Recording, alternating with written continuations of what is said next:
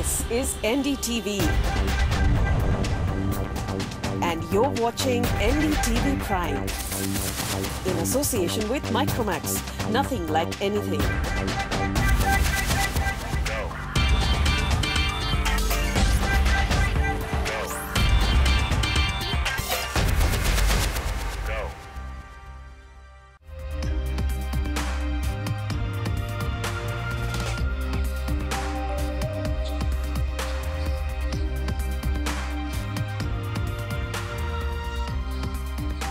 Hello and welcome to Crossfire. Imagine some of India's top athletes back when they were in college. Let's look at Dhoni, let's look at Saina Nehwal, let's look at Sania Mirza, let's look at Sunil Chhetri. Do you think it would be fair to them if their teacher told them that while you go out and play all your matches and games, you do need to come back and study and get a certain above a passing mark in your exams? Is that a fair thing to tell them? To join us to discuss whether student athletes should get good grades, have to get good grades, to my left is Aditya, who believes that yes, it is necessary, and Sonali to my right, who believes otherwise. Aditya, you have 1 minute. Why do you think it's imperative that they must get good grades? Well, I'll start off with a basic definition of primary education. Primary education is something which will help somebody to cope up with the world, which prepares them for the world. Now, that is something that even in India, most of the kids who are in the poverty-stricken kids, they're not able to cope up. They don't have a chance to survive. So, primary education gives them and empowers them to actually perform better out there in the world. And even in some other definitions, primary education is a process in which a person learns how to teach himself. So considering this, considering the major definition of education, we need to understand that good grades are definitely essential, but the only way you can define any kind of an education is via good grades. So grades are something which is a measuring scale, and unfortunately we do need a measuring scale to understand how much a person has been educated. Okay, valid point. Sonali, why do you believe otherwise? First of all, I'd like to clarify one point. A lot of people have the perception that sports is a side activity and is not as important as traditional modes of learning. Let's also understand that what sports entails. It entails team building. It entails building mental resolve and learning how to deal with disappointing losses and inculcating ambitions. So let's understand that imposing a requirement for good grades in subjects is not really democratic on behalf of students who are excelling in the field of sports and learning these life skills. Second, coming to the point of picking up a very essential primary education, let's understand that for people who excel in sports, there are alternative modes of learning. They could have personal coaches and tutors who can take into account their very distinct and different and taxing sporting schedules in order to frame a very unique pedagogy to teach them these primary skills. And maybe we shouldn't really encourage the traditional form of classroom learning for people who are engaged in sports and who have to travel to tournaments in X or Y number of continents. And I believe that these alternative modes of learning can in fact encourage them to pick up these life skills and learn how to learn themselves while also maintaining their performance in sports. It's a valid point. There are lots of learnings that we get from sports, but is it an either or? Is it you need to be very good at academics or you need to be very good at sports? Shouldn't it be a level playing field where if you're good at academics, you should still have some sort of sporting strength or have some sort of thing that you're proud of in sports? Shouldn't it be both? I think proposition here is making it an either or case, wherein they say that a strong foundation in textbook learning is essential to life. And I don't think that is the case. I think you learn enough from the sporting environment as well and from living in the world at large by reading the newspapers or, for instance, interacting with other people. I think there are numerous modes of learning that one can inculcate, and I don't think that simply textbook learning or imposing this requirement of scoring 75% in all your exams is a very democratic thing to do for these kids. Also, coming to another point, let's also understand that what good grades imply, right? So we know that especially in the Indian education system, the definition of good grades could be 90%, could be 85%, and imposing these requirements is going to add to the mental burden of students, of young children who are already dealing with the taxing pressures of the sports arena. So let's understand that we have to assist this talent and not impose further burdens on them. Let's also understand that a lot of children come from poor backgrounds where they necessarily don't have access to the traditional modes of learning, and so this kind of participation in sports is even at a level where there are no grades as such being given out. So I believe that the distinction between sports and academic learning should be maintained, and there shouldn't be a requirement as such, just as there isn't a requirement for an academician to perform very well in the sports arena, there shouldn't be a requirement for a sports guy to perform very well in the academic arena. Aditya? So my argument for that would be essentially schools are academic institutions. Now there was a point that you did mention that maybe they have other alternate sources of learning. Let it be even academic, let it be life skills. But if you consider even sports definitely, there is an alternate mode of learning. That's what children do. They go for sports academies. And down the line, once you graduate, you finish your schooling, once you get into a graduating course, even then you have sports management. You have, even there also you have a level of sports academy again over there. So essentially the primary role of schools over here is to impart the life skills, not merely the sports. And sports can be done definitely. As you know, all the schools, they have it, the classes are mostly till afternoon, after which you have an entire time range in which they can go and practice their sports. So definitely it isn't stopping the children from sports. Now the other important point you did mention is when they go to other countries, over there I need to tell you for a fact that most sports persons who are not educated enough find it very difficult to cope up in an international arena.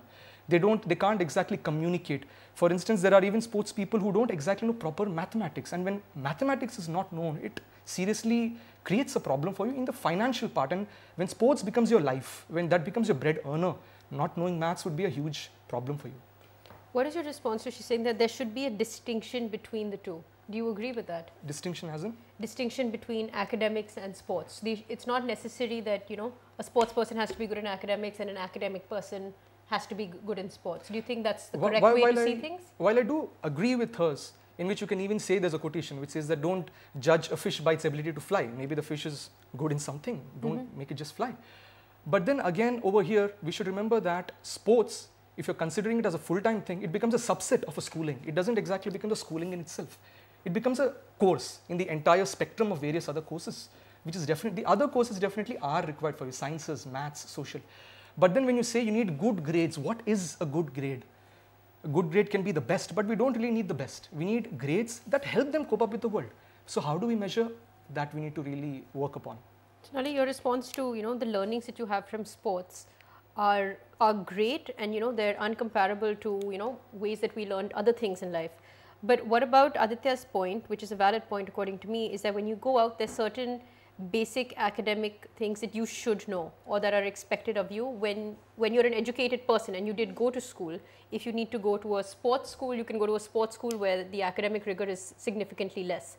But what about just not knowing the basics for a sports person? So first of all, my argument here is not against educating people who are involved in sports, but essentially not enforcing a burden on them to score a particular grade. Okay, so like you have to score above a 70, that should not be there. Yeah, exactly. And in order for them to pick up certain essential life skills such as communication or financial learning and understanding or mathematics and science, which they could employ in their sporting arena as well, I have mentioned the alternative modes of learning, which is special instructors and tutors that the schools can provide to people who excel in sports and who can frame the schedule such that a child is able to cope with the tournaments that he's attending and also learn. So I believe that a certain kind of understanding needs to develop between the school and the child who is excelling in sports, and not enforce him into mainstreaming his education. Okay. So I believe that by giving them this alternative forms of learning, we're not compromising on their larger life skills of communication. They're getting their education, they're just getting them in a different way is what you're saying. Aditya, your response to that, you know, you can have maybe someone teaching them at home or, you know, extra classes at a certain different time. They are focusing on sports, you got great learnings, and their learnings from academics can be at a different level than others. Right. While I do agree with that point, again, the thing is, the moment you start getting into the dynamics of sports, as in, yes, science is definitely required for sports. A person with brute force cannot beat someone who's flinging the same object at a 45 degrees angle, unless, of course, the strength is exceptionally high. This can be taught separately, but then it makes itself a course again. And again, when it becomes a course, how do you measure the course? Again, you get grades into the picture. So as long as it is within a schooling structure, there would be a problem, there would be an anomaly. But then that's why we definitely do have sports academies, as I did say, and many children, most people, they go for sports academy, they get trained outside. But at the same time, they have a school. The school gives them the life knowledge, which is again a precursor for getting higher education. And then the major problem that what happens if you don't have sufficient education? After a certain point of time in your life, especially after a midlife situation, what is going to happen to you? Most of the sports persons, we do observe that their performance starts reducing because of the age factor. That is when they start looking out for other options. In these kind of situations, merely depending on others might not really be advisable. It is something that where a family is sustaining on you, you should rather understand the dynamics of everything and you should kind of learn everything. That is where again this grades, good grades comes into the pictures. When it comes to everyone being good at something, whether it's academics or sports, is it also fair for somebody who might not be very sporty or might not be very excited about sports, is it necessary for them as well to take part in some sports in school alongside their academics?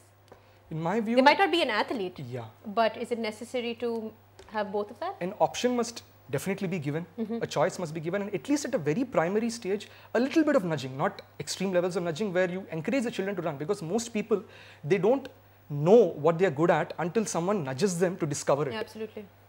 So that's, yeah. Sonali, your response to what Aditya said?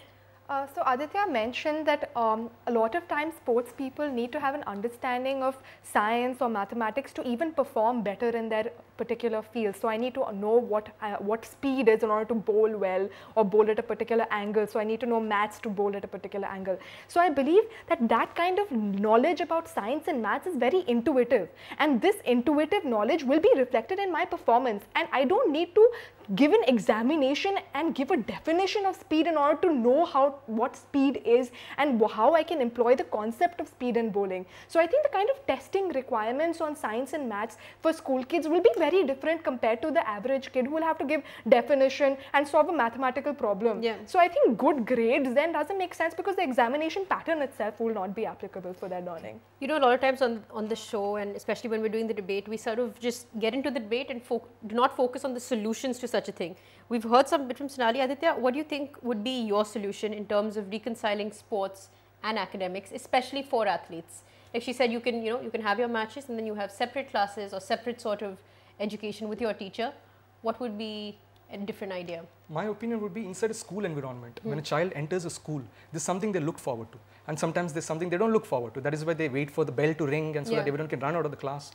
So when a child enters, if the first thought that comes into his mind is, I'm going to play a game today, I'm going to have sports today, he will not really focus on the class. The entire focus would by default be on the sports. So instead, even if you do train them in sports, I believe that we need separate institutions, which definitely are there. That's my opinion. Okay, so actually good points on both sides. He's saying a separate institution all for sports. You're saying they can be together, students who aren't taking part in sports and those who are, but have different types of teaching that they might have with their teacher either at home or later. So valid points on both sides. Thank you, Aditya, and thank you, Sonali, for joining us on the debate. I'm going to wrap up with the point that Aditya made earlier. You shouldn't judge a fish by its ability to fly, which I think is very true, and I do wonder what our Indian athletes do think about this debate and whether they did actually get good marks in college or whether they didn't really give that much importance. We're going to slip into a short break, but don't go away. We have lots more on the other side.